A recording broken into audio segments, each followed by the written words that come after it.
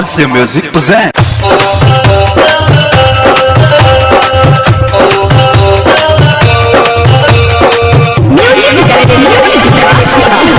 The song is written by director Vicky विशाल।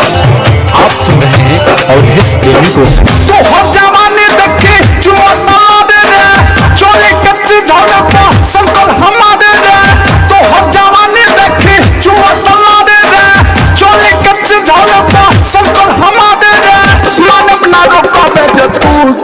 हमारा चाहिए थोड़ी अच्छा चाहिए थोड़ी अच्छा हमारा चाहिए थोड़ी हमारा चाहिए थोड़ी तो हो जवानी देखे जुआ तला दे रे चोली कच्ची झाड़ पा संकल हमारे रे मानव ना कहा में जो तू हमारा चाहिए थोड़ी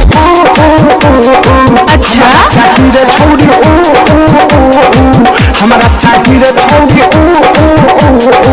हमारा चाहिए थोड़ी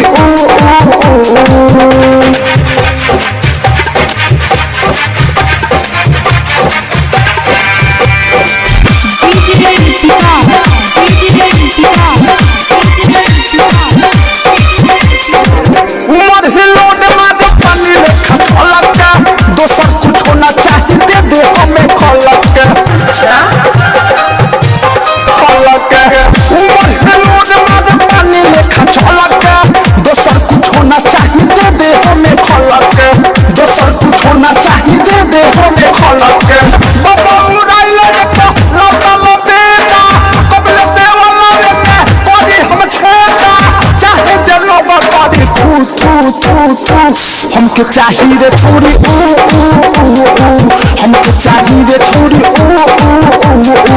हमके चाहिए थोड़ी हमके चाहिए थोड़ी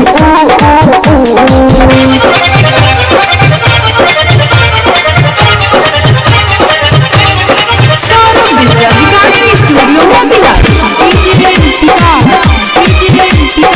आप सुन रहे हैं अवधेश प्रेमी को। ऊपर या नीचे के देखा के तोरा सही पे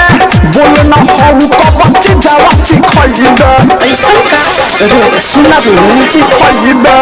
ऊपर या नीचे के देखा के तोरा सही पे बोल ना हो कबची जावाची खइबे बोल ना हो कबची जावाची खइबे माने ना मोने लागल धरती से आसरे हमरा से होई नाही अबारे दासरे ढोढो करे लिखा